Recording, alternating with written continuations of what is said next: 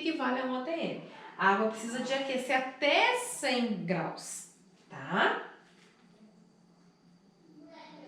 Vamos lá. Outro gráfico muito importante que não tem na apostila de vocês, mas a gente precisa saber porque caiu no seriado da UFLA e caiu também no seriado do PISA, então FJF, tá? Vamos lá.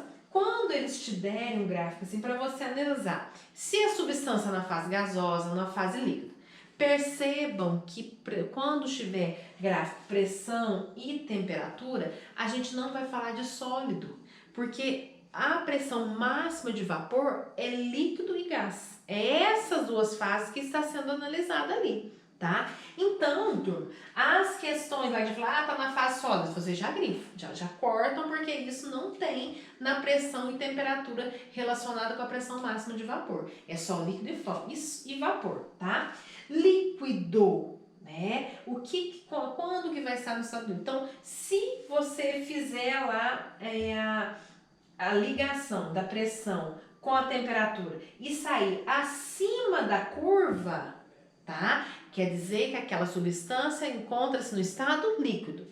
Se você fizer a ligação, que é 8 graus, 8 atm e a 106 graus Celsius, der abaixo da curva, quer dizer que se você fizer a ligação ali, quer dizer que a substância está no estado do vapor. E se der em cima da curva, igual aqui, ó, 104 graus Celsius e 10 atm. Então, quer dizer que ela está no ponto de ebulição. Ela está na fase de ebulição. Ela está se transformando, passando do estado líquido para o estado de vapor. Tá? Né? Bom, só pra gente lembrar, vapor é diferente de gás, né? Então, vocês lembram lá que vapor é quando eu tenho uma substância no estado líquido e ela vai passar para o estado gasoso, né? Para o estado de vapor. Já a temperatura ambiente, então eu vou forçar ela a passar para o estado de vapor. Já os gases, a temperatura ambiente já estão no estado gasoso.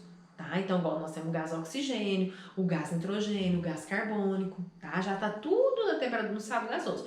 Já a água, a gente não fala gás água, a gente fala vapor de água, porque a água, a temperatura ambiente, ela não se encontra no estado gasoso, ela se encontra no estado de líquido, aí ela vai se vaporizar, aumentar a temperatura, ela vai se evaporar, aí por isso que ela se chama de vapor, tá?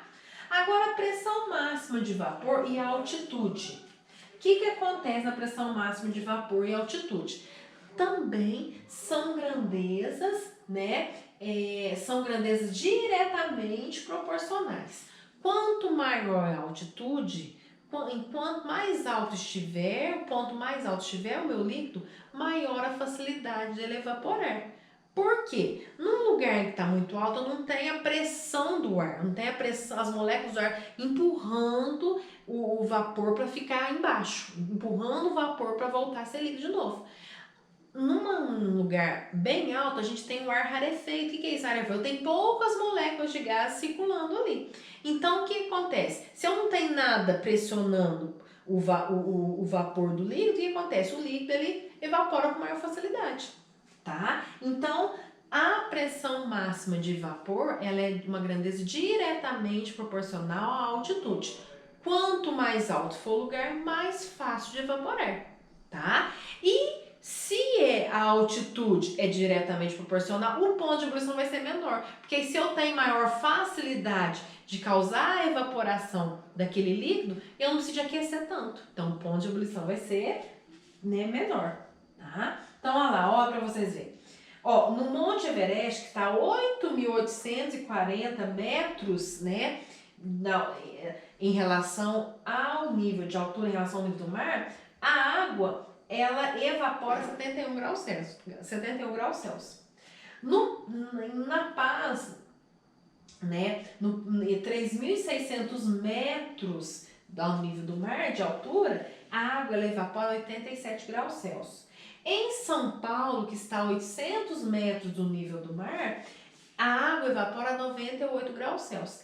E na praia, em que a gente está no nível do mar, em que a pressão é 760, a pressão é de 1 atm, a água ela vai evaporar-se a 100 graus Celsius. Perceberam? Então, quanto maior a altitude, mais fácil de evaporar, maior a pressão máxima de vapor.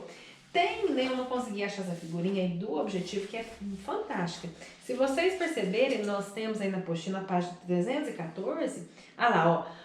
No São Paulo, percebam que eu tenho menor quantidade de moléculas gasosas do que em Santos.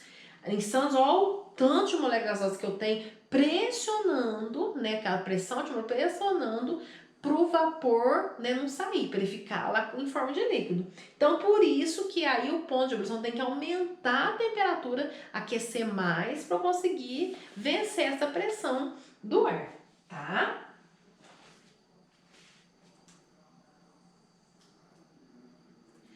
Panela de pressão, né? Que muitos vestibulares falam sobre qual que é a dinâmica da panela de pressão. O que acontece? A panela de pressão, então eu tenho uma pressão, né? Eu vou, por isso até falo, panela de pressão, porque eu vou pressionar aquele líquido a não evaporar.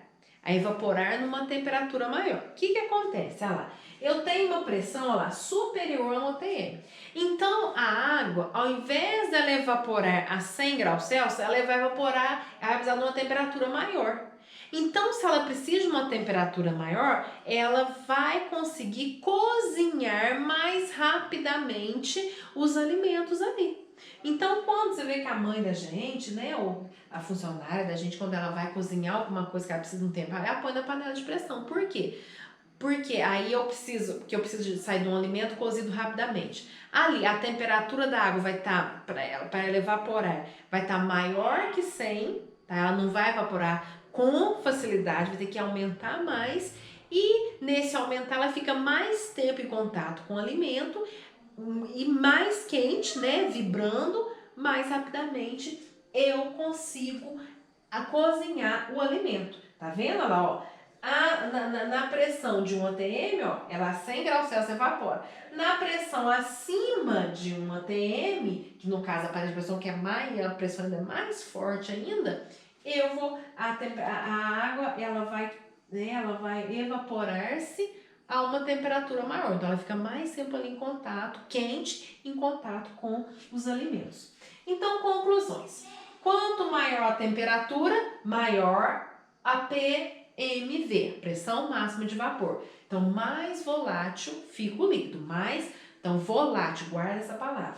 Facilidade em evaporar. Então, eu pego uma acetona e a água. A acetona, ela evapora muito mais rápido, ela é muito mais volátil que a água. Por quê? Porque ela tem maior pressão máxima de vapor. Outra conclusão. Quanto maior o ponto de ebulição, então quanto mais eu tenho que aumentar a temperatura para evaporar, menor a PMV. Tá? Então, se eu tenho que aumentar muito a temperatura para conseguir evaporar, é porque aquele líquido tem baixa pressão de vapor. Líquidos com PMV maiores são mais voláteis, né? Nós já falamos isso, certo? Tá? Então, vamos lá. Vocês vão fazer para mim a página 315 e 316, tá? Com bastante atenção, tá? Assunto muito importante.